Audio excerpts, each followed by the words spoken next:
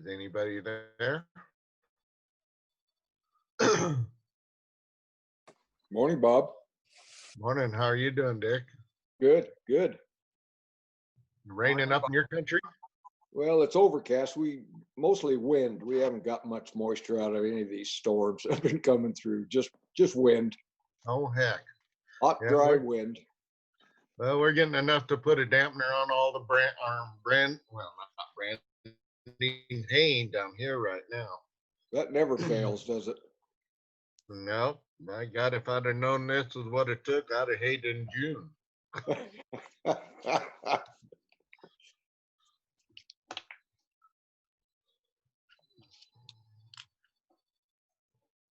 Gee, it's nice to see Burchard. Well, We haven't seen him for a month of Mondays, have we? All right. no. Troy. Oh, there! Look at that handsome devil. Is He's a that brute. snow in the background? I don't know how to take the background off. My son put it on. Aha. I thought maybe that was snow, but it doesn't look like snowboarders. How's things going up there? Well, we got rain last night. Pretty good. But my hay's put up. My hay's put up, Bob. Well, you want to come down and practice a little more? I've had plenty of practice. I'm pretty good at it. My mechanic skills. I'm as good as I want to be at it. There's nothing wrong with that. Good morning, commissioners. This is Charlie Moore. How are you all today? Morning, Charlie. So far, we have President Davis, Vice President Broussard. Has Commissioner Glick joined the call? I have, Charlie. Thank you. We have Commissioner Daigle on the call. Has Dr. Barry joined us? Commissioner Barry? I think he's going to be absent today. Commissioner Leinen, I see that you're on the call. Commissioner Kura, and I see Commissioner Wildcat is on the call. Did Commissioner Pacheco make it? Commissioner Pacheco, did you make it on the call today? He was traveling and he said he may not be able to get on the call. I also see Representative Walters on the call. Is Senator Driscoll on the call today? I am. Thank you, sir. Is Dan Schiffer on the call?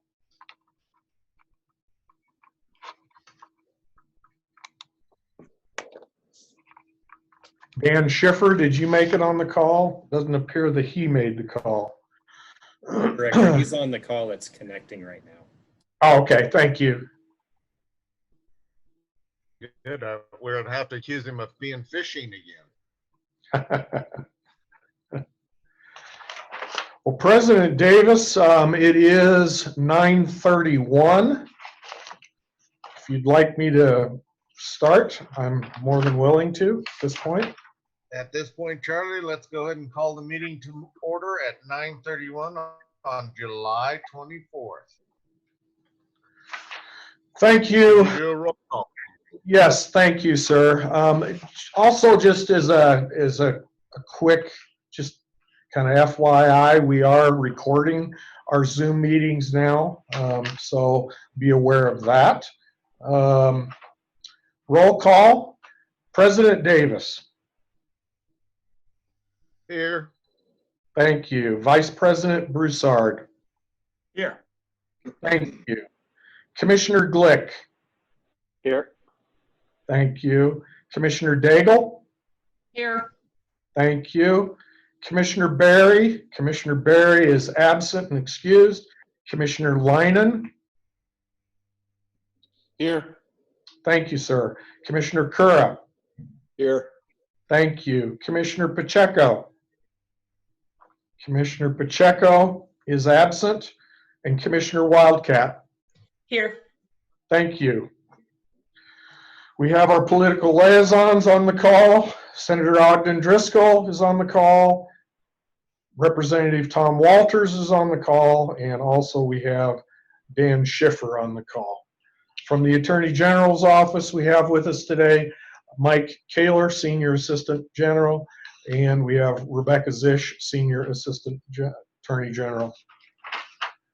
We have staff members joining us right now. I believe we have Steve Dobby on the call, Brandy Koltiska, Nick Laramendi is running the call today, and I think Mike Steinberg is also available on the call at this time, both the investigators.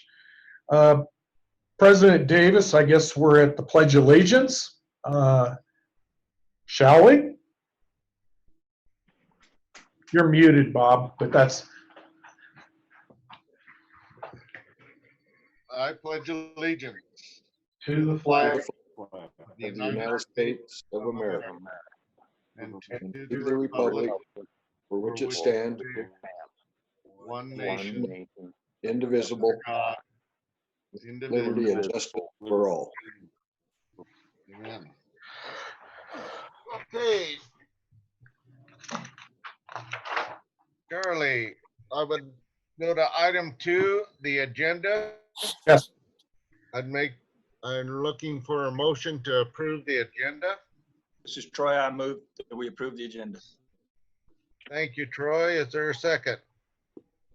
I'll second Dan, it. second. Thank you, Commissioner Daigle. All in favor? Aye. Aye. Aye. Those opposed, same sign. Motion carried. Charlie, let's go to item number 3, public comment. This Yes. time. President Davis, since we basically have just one agenda item today, we could maybe go beyond the public comment at this time, unless someone has something they would like to interject at this point. That would be totally up to you, sir. Is this the correct time to bring up the letter from Black Hills Novelty? I was going to bring that up when we got to that item number, but yes, there is a letter that we received yesterday afternoon late from Black Hills, representative of Black Hills Novelty. The letter is posted on our website with the agenda, so you're more than welcome to go and look at that. Commissioners, it was sent to you. I hope you've had the opportunity to read it. If you have not had the opportunity, I am more than willing to read it when we get to that spot as well. Okay. Hearing no public comment then, Charlie, we'd go to item number 4, approval of minutes from July 10th meeting. I have no corrections or changes at this time. Commissioners, do you have any corrections or changes to the July 10th meeting? I have none. Hearing none, I would entertain a motion to approve the minutes from July 10th. So moved. Thank you, Dick. Is there a second? I'll Danny, second. second. Second. Danny, thank you. All in favor, aye? Aye. Aye. Aye. Those opposed, nay? Hearing no nays, Charlie, it looks like the minutes is approved. Thank you. Now, we'll go to at this time, Charlie, would we like to go into an executive session for legal counseling on item number 5? That's up to you, commissioners. If we do go into executive session, it would be pursuant to 16-4-4059. We would require a motion and a second to go into executive session. At the end of the executive session, we would require a motion and a second to come back. And at this point, it's also up to you whether you would like to invite the political liaisons into the executive session as well. And I would suggest that, but that is up to you all. Is there a motion out there?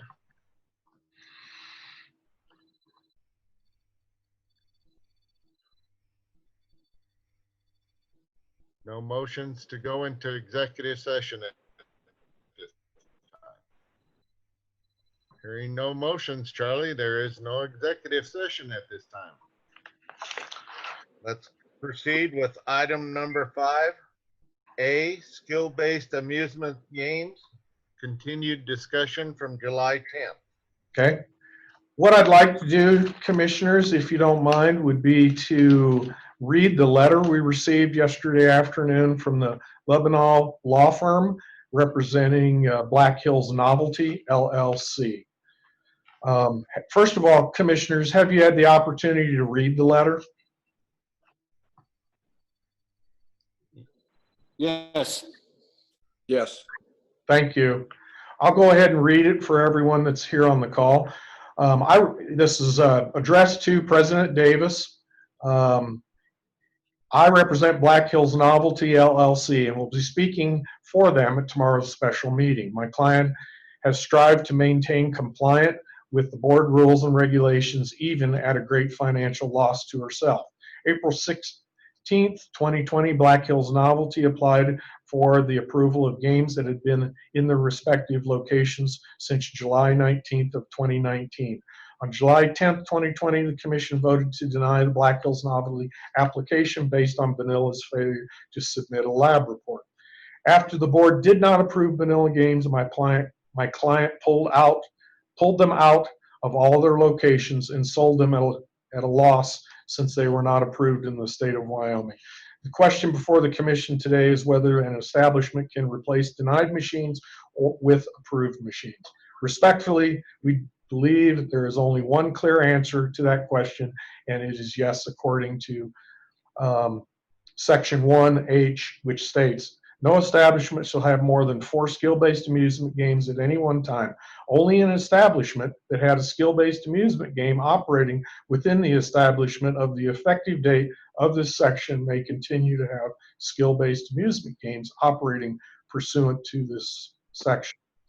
In support of the denial, my client's application on July 10th, 2020, the commission cited Section 1V, which states the skill-based amusement game means a game played in exchange for consideration, cash credit, or other thing of value on a fixed commercial electronic gaming device, which the bona fide skill of the player determined by the individual's level of strategy and skill rather than any inherent element of chance is the primary factor in determining the outcome for which the player may be awarded a prize or thing of value for a successful outcome. There are no definitions in this section that provide for games that have been placed at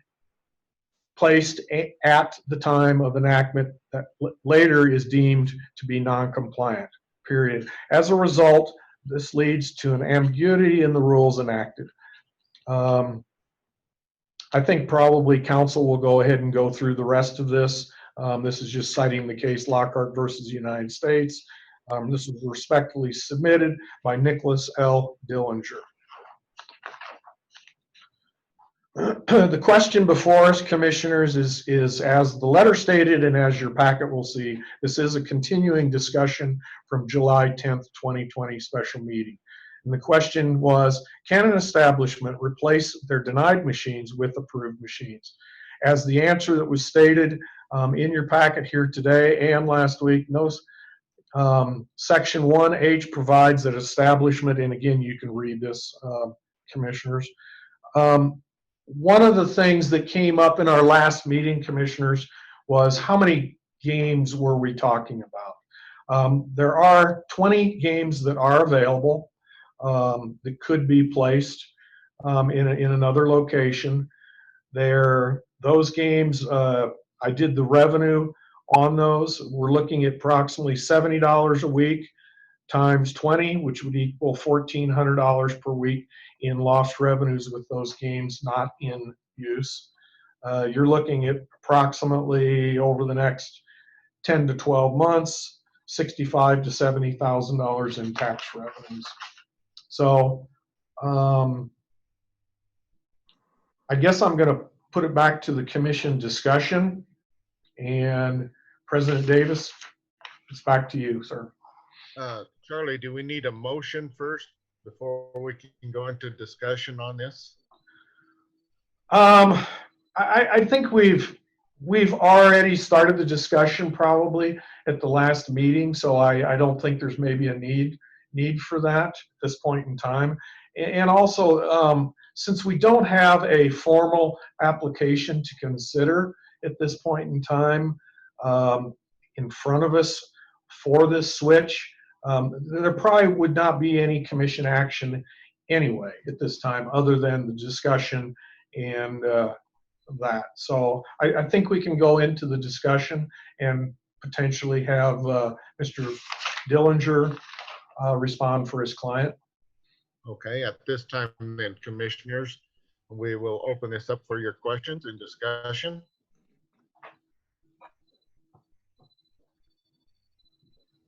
Charlie, I have one. If our OTBs are allowed to move machines to new locations that are already approved in the states, what would be the difference between that happening and having the skill-based games being able to move to these places? Yeah, thank you, President Davis. That's a good question. You know, we're working under two different sets of enabling legislation. We have rules and regulations in place for the OTBs and authorizing new locations and the movements. And in this situation, the way it is, the law didn't really, House Enrolled Act 95 didn't really give us a lot of guidance here. So there is a significant difference. Okay, commissioners, do we have questions? President Davis, this is Go Commissioner ahead, Lyman. Randy.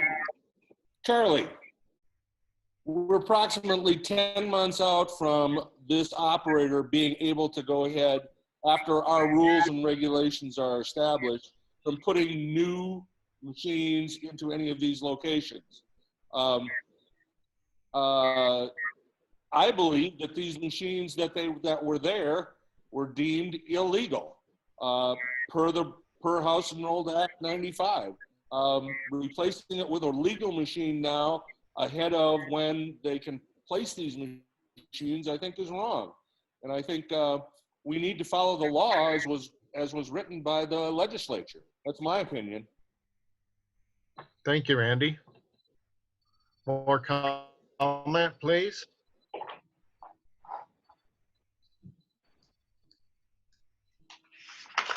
Commissioners, Charlie, excuse me? Charlie. No, I was going to suggest. Go ahead, President Davis. Okay, there's a delay here. Would we like to seek some information from Mike at this time, or Rebecca, considering this and the interpretation of that? Mr. President, Representative Walters. Go ahead. Thank you, Mr. President. In reading it and in the legislative's perspective, as we worked on this, an existing game was assumed to be a skill game. Otherwise, it was an illegal gambling device in the location. And so the establishment was operating under the assumption that it was a legal skill-based game. As I said, otherwise it was an illegal gambling device. And so after the legislature passed the law and said, this is how we will define a skill-based game, and then it went to a lab to see if it met that definition, and the lab ultimately says, no, it doesn't meet that definition, doesn't change the fact that prior to that, and in our writing of it saying existing skill-based games, those were existing skill-based games until the lab said no. And this is really no different than the historic horse racing a few years ago, when the lab said the historic horse racing games were not actually operating as they were supposed to, and those games were shut down and then put back in place after the programs being rewritten. And so all these establishments are doing is looking at it from the perspective of their existing games that were assumed to be skill-based failed the lab test. So now they are asking to put in a board-approved game that has passed. So these are not games that were illegal before. They just have now failed the lab test. As I said, if they were truly illegal, they were an illegal gambling device, and the local sheriff or the local and county attorneys as well as the state attorney general were negligent in not shutting down illegal gaming if they were true illegal gaming. I don't believe they were illegal gaming. They just didn't pass the lab test, and now they're requesting this. So I certainly think it makes good sense to allow a board-approved game to be put in place where a skill-based amusement game was in place that has just simply failed the lab test. Thank you, Representative Walters. More comment?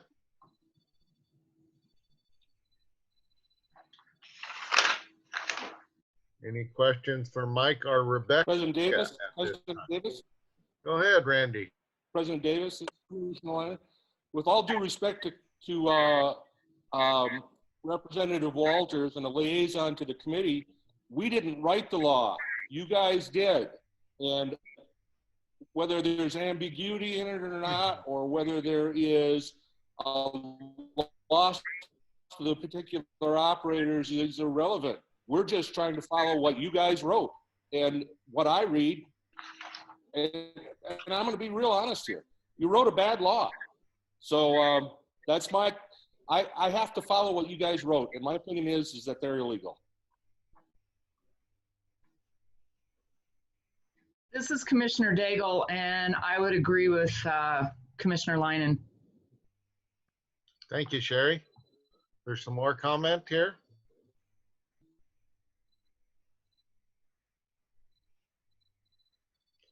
At this time, Charlie, could we get a take from Mike or Rebecca on what the AG's opinion is on this? President Davis, I believe it would be prudent then to go into executive session. Again, that was the intent, to get their legal counsel. But it's up to Mike or Rebecca. President Davis, I move we go into executive council. Okay. Executive session. Is there a second to go into I'll executive second that. session? I'll second Thank you, that. Dick. Okay, at this time, Charlie, we would like to go into executive session. All in favor? One moment, please. I would just like to rephrase the motion that you have. You're going into executive session pursuant to 16-44059, which is to receive confidential comments from legal counsel. You have a motion to go into it by whom? By Randy. Commissioner Lyman, President Davis, I would also like to amend my motion and exclude the legislative liaisons. Okay, is that concurrent with you, Dick? Yes. Okay, so that's the motion on the floor. All in favor, say aye. Aye. Aye. Aye. Aye. Those opposed? Okay, at this time, Charlie, it is 9:51. We will go into executive session.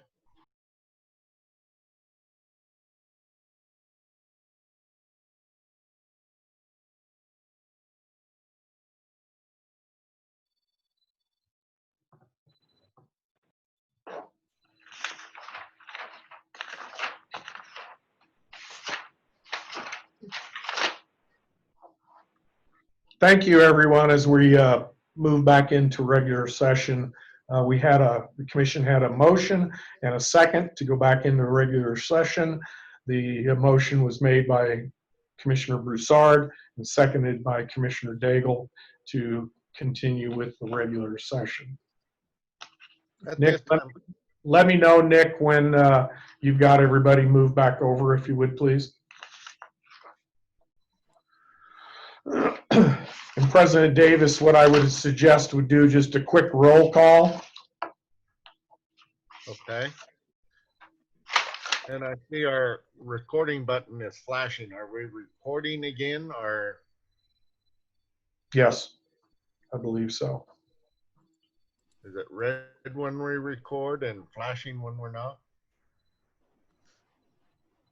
Director You're just- inspector. Is everyone back in, Nick? Yes, they are. Okay, thank you. President Davis, Uh, Vice President Broussard, Aye.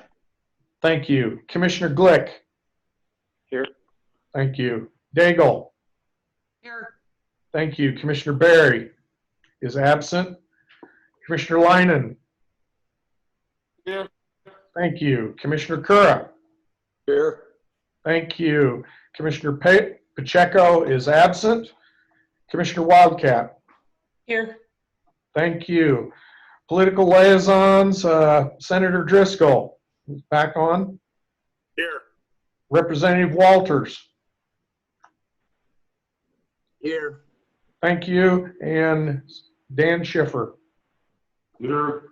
thank you. President Davis, back to you.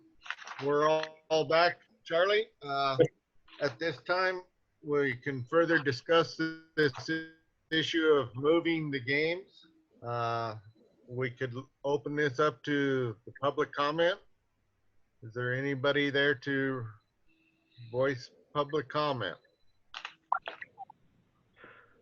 Yes, President Davis. This is Nick Dillinger with Love Now Law Office representing Black Hills Gaming. What we would like to see out of this is the board to make a decision on whether or not it would be okay to move compliant games into the locations in which non-compliant games had been in. And then we would request to file an amended application showing the correct games in the correct locations. I want to touch on something that was said earlier by Representative Walters as well as Commissioner Leinen. My client was operating under the same assumption that the House was that the vanilla games that were in place would pass the lab test. The representations made by vanilla showed that they were compliant games, and since which point they were deemed non-compliant. They were pulled out of all of the businesses and removed from the sites. My client's trying very hard to remain compliant, and I understand that to the commission, 10 months doesn't seem like a long time to wait to put these compliant games in. But as Director Moore pointed out, it's about $70,000 in revenue for the state. It's additional revenue to my client, and that opportunity for my client may not exist in 10 months.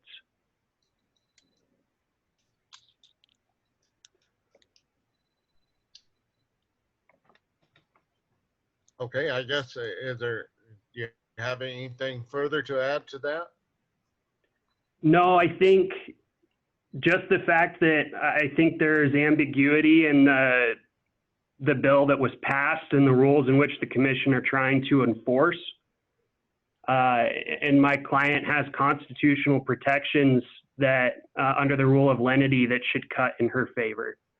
And that is all, and we are available for questions. Okay, I'll open it back up to the commissioners. Do we have any comments from the commissioners at this time?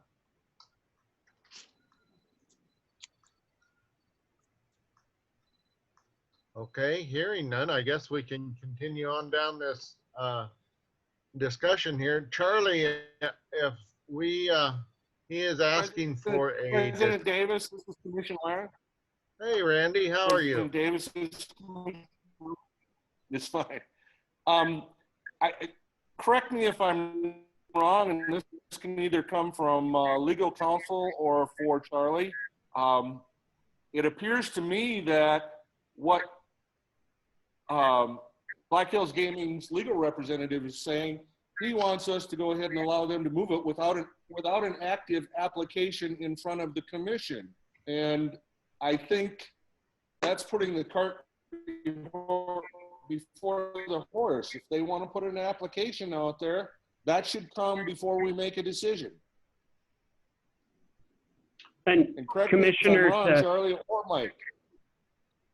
Commissioner, this is Nick Dillinger.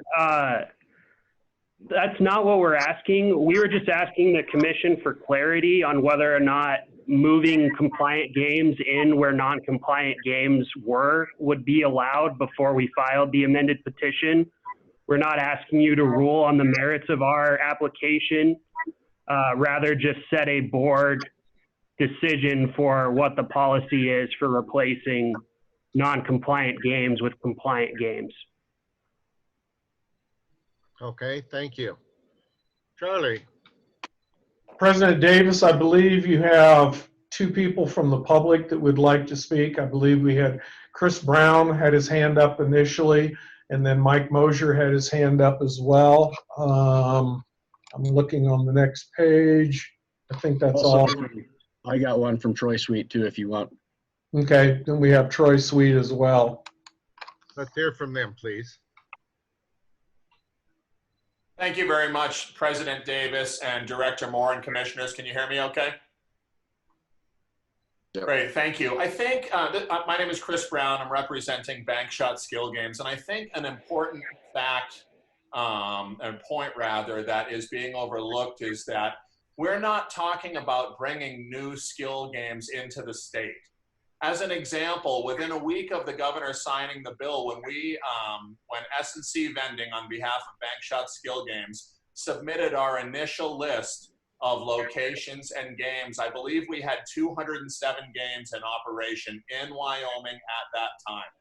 For various reasons, our final submission list of games and locations came out at 175 games. And so we've got 32 games that were in Wyoming that fit the legal definition of our gaming report, that were already here and ready to go. And so if the commission does elect to allow us to move these games, we still will not have one more game than we had at the time of this bill being sent. We would be able to just utilize games that were already here in Wyoming within this and living within the statute. And so I just wanted to make sure that that point was brought forward because I think it's an important one. From my perspective, the intent of the legislation, as I've mentioned in other meetings, has been achieved. Establish the commission, figure out how many games are here within Wyoming, get our arms around it, differentiate between those that the legislation deems as follows the legislation or does not.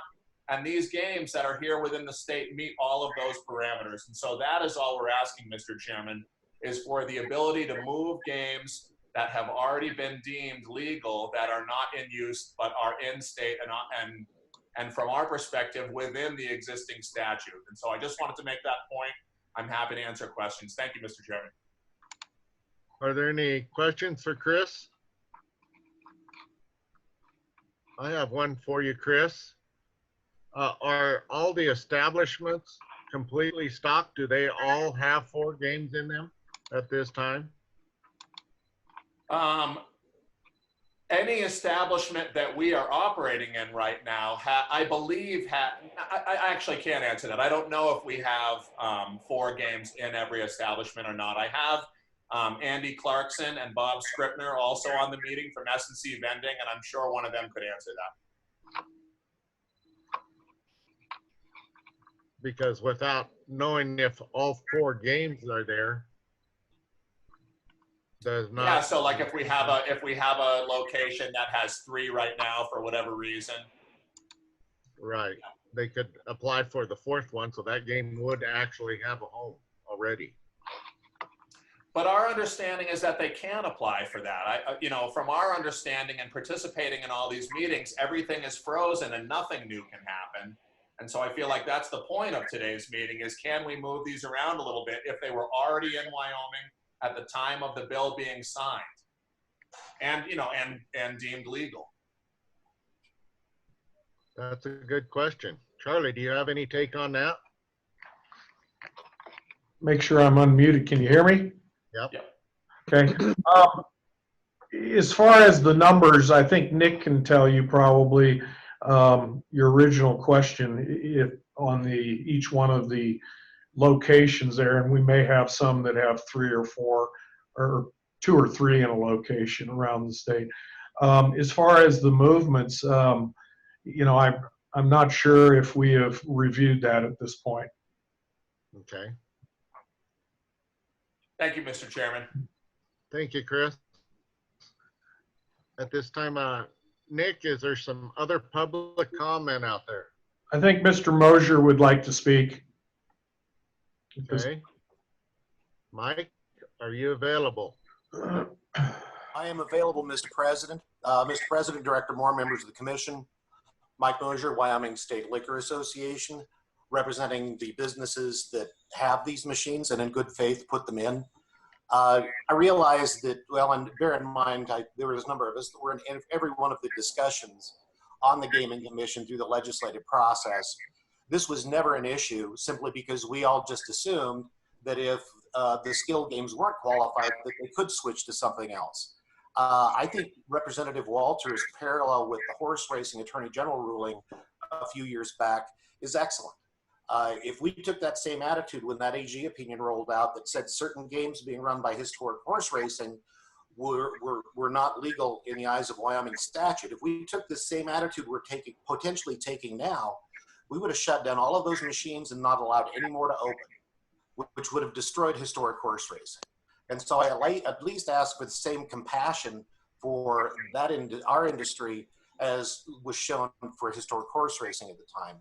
Bear in mind, the victims in this process, if this is not approved, are small businesses, clubs, fraternal organizations, veterans organizations, people that put in skill games, believed they would be approved, and in good faith did so. And later we passed legislation to create rules and they didn't fit. But at the time they were put in, they were bona fide skill games. There was nobody shutting them down.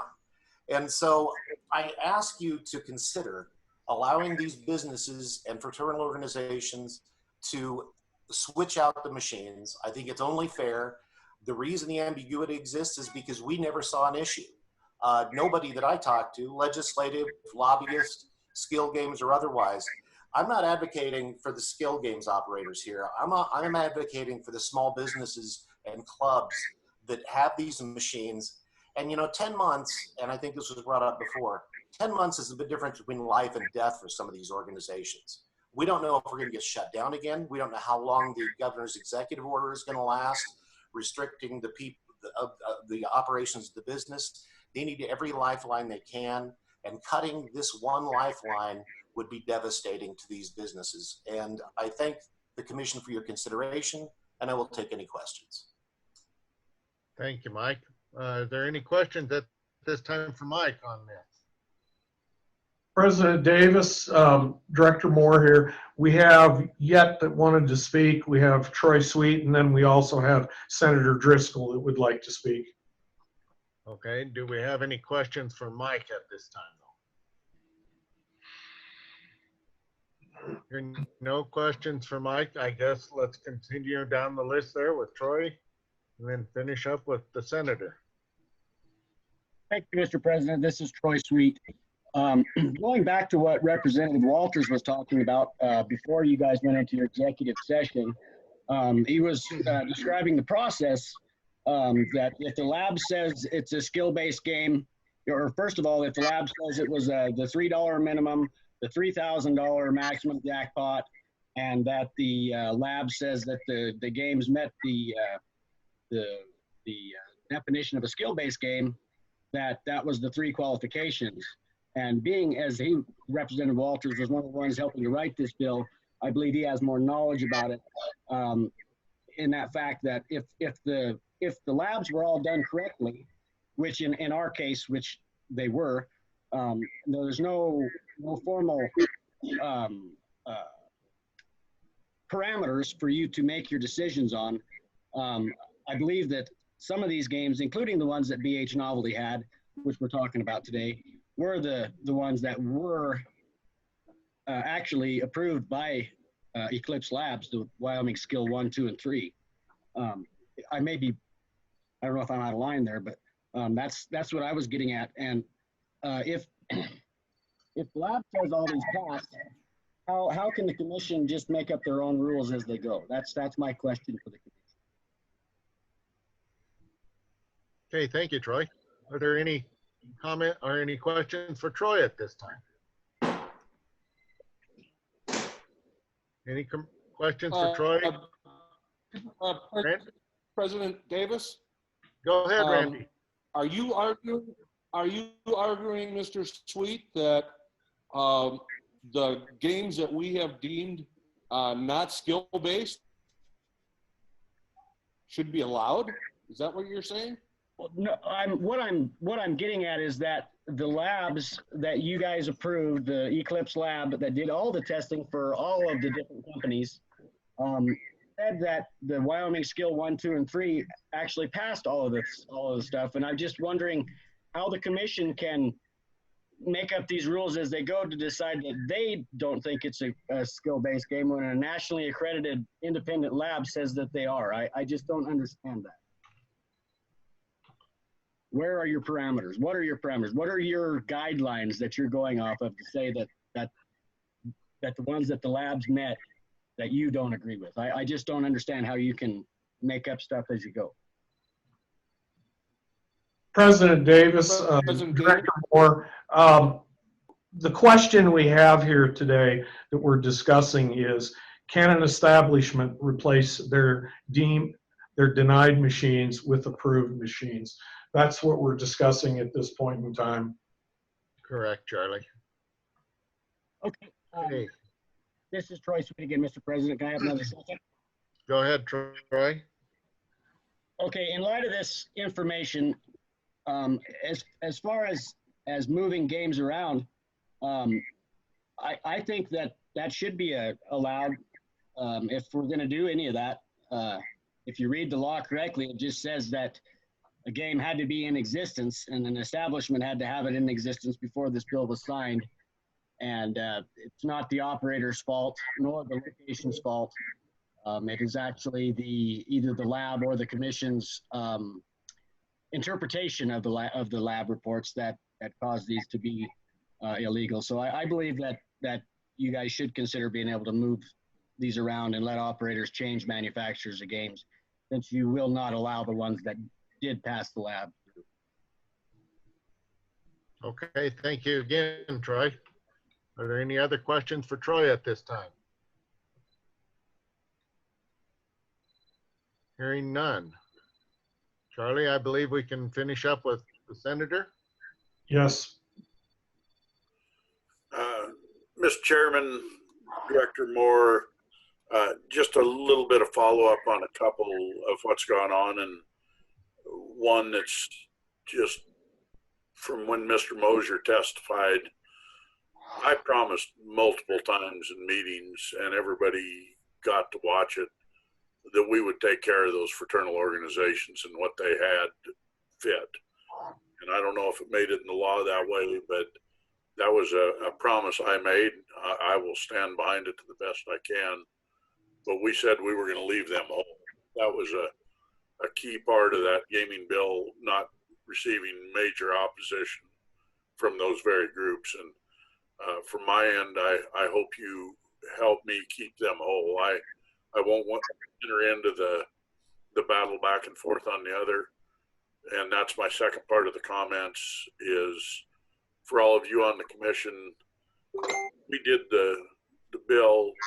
We very consciously left very broad authority to the commission to set rules and decide what and how they go.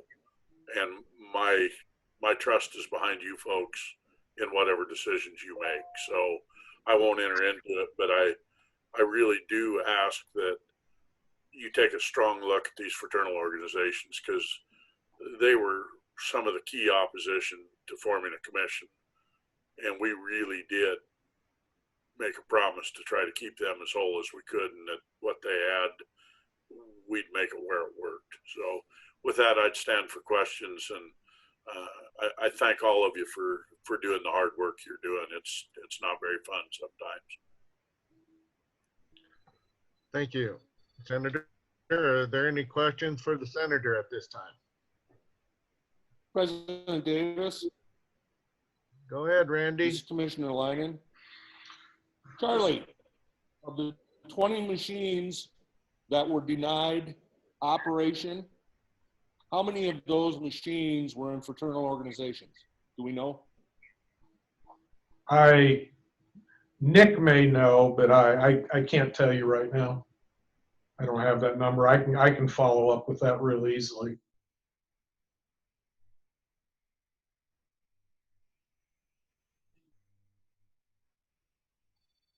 Are there any other questions for the senator at this time? Troy Sweet, I think I have a question for him. Okay, Troy.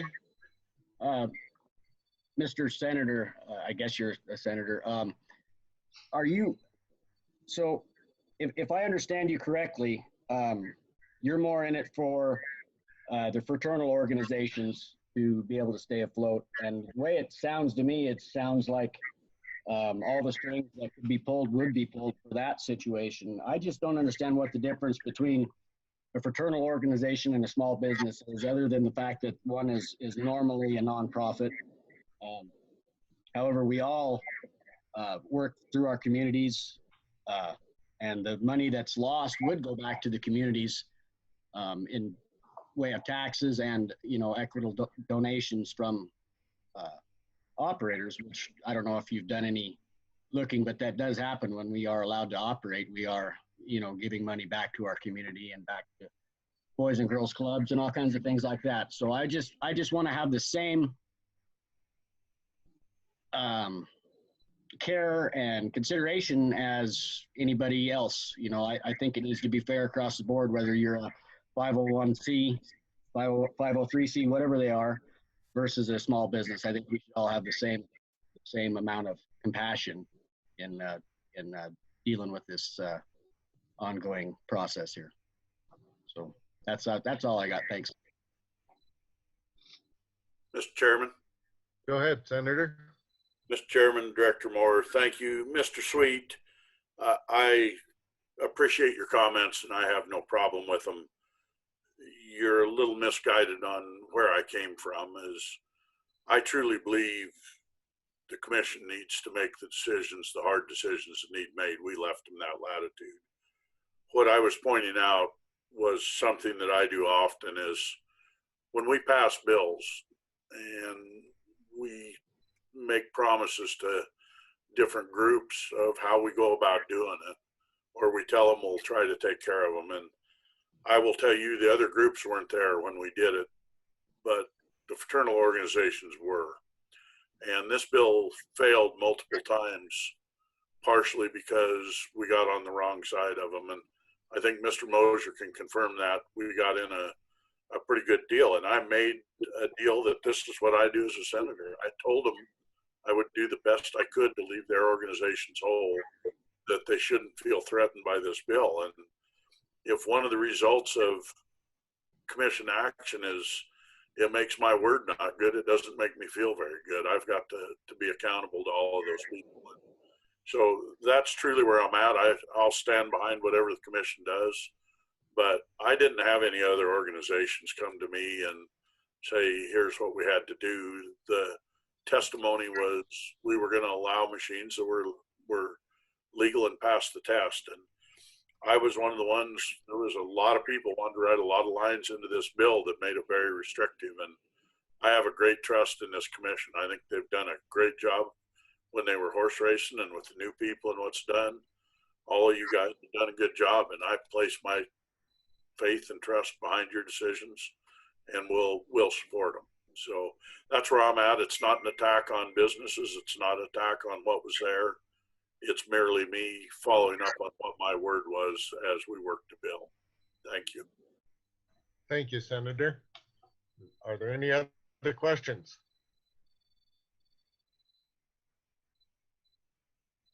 At this time, Charlie, I think what we're looking at here is that we're not reviewing any applications, and we are in the process of making rules. Am I not correct there? And as a commission, we are not there to interpret the law, but to try and enforce it.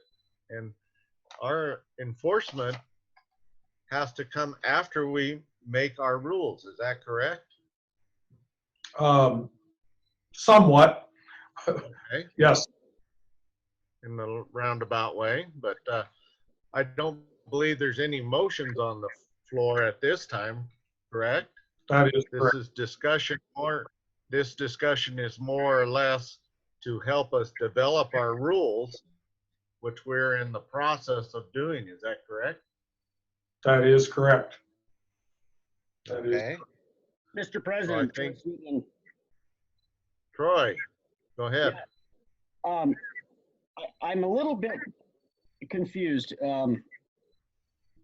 I don't understand I understand that you guys are here to make rules up as we go and to enforce these rules. But at what end? I mean, when you give us rules in the beginning that we had to meet the 3 criteria, and then we met the 3 criteria and you denied us again. I mean, it just doesn't sound right to me. It sounds like somebody's hands in somebody else's pocket to me. Oh, good grief. Who was that? Found you out. All right. Well, thanks, guys. Are there any questions for Troy at this time? Okay, hearing no further questions. Charlie. Yes, President Are you there? Davis.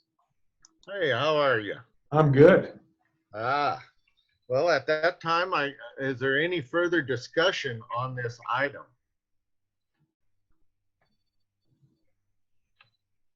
Hearing no further discussion on this item, I believe we can move on to item number 6, which we already entered into, which was an executive session. I believe the last thing on our agenda, Charlie, it would be the rescheduling of the meeting for the 11th and discussion on that. Is that correct? Yes. Item number 7 was the meeting dates. The next scheduled meeting would have been September 11th, 2020, in Rock Springs, Wyoming. In light of travel issues and different things, I would like the commissioners to consider rescheduling this meeting, potentially scheduling it here in Casper, and maybe moving the date, a few dates here, one way or the other, from that original September 11th to be determined. So that's kind of where we're at with that date. That would have been a Friday while we're racing down there, and you know, with connectivity and different things in the business at hand, I think it would be in our best, the state's and the agency's best interest to try to do that meeting maybe here in Casper. I would like to have that as an in-person meeting too, if at all possible. I realize there will be some reservations from some of the commission not being able to make it, so we need to be able to have the Zoom available. So with that, any discussion from the commissioners as to what would work as a good date for them?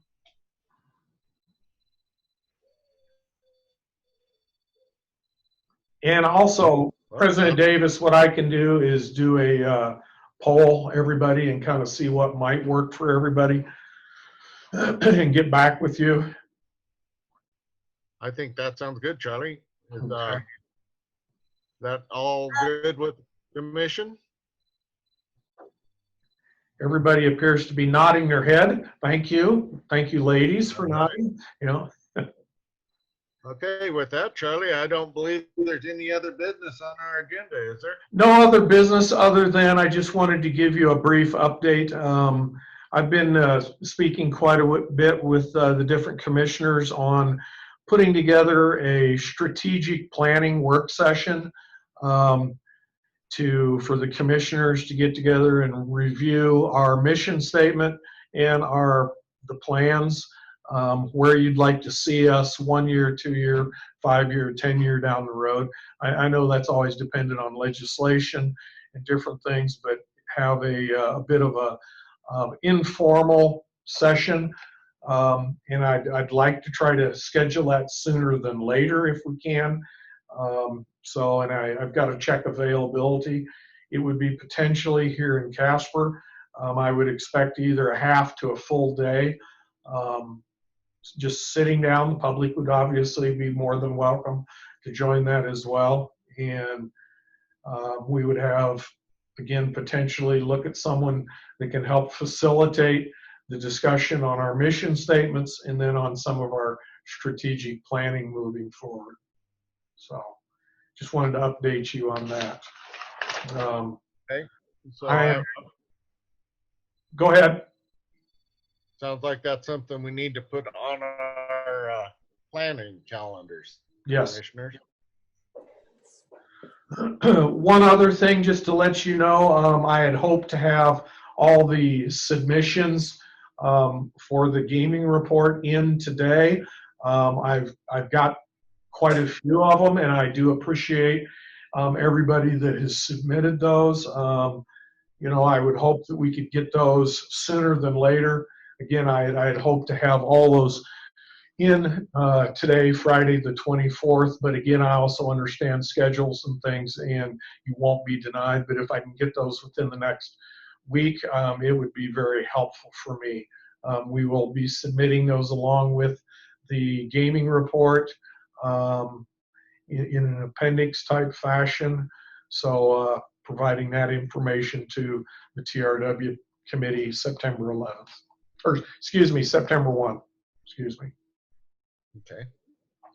I would also real quickly, I noticed that Representative Flitner was on the call. I would like to thank her for being a part of the call and acknowledge her as being a part of this call today too.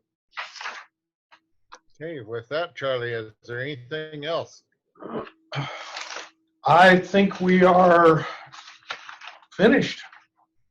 Other than that, we're racing tomorrow in Evanston, Wyoming. Thank you. I move. Do we need a motion to end the meeting? Nope, don't need a motion now, Troy. We just Okay. deem it done. Out. Thank you very much. Thank you, everyone. Have a good day.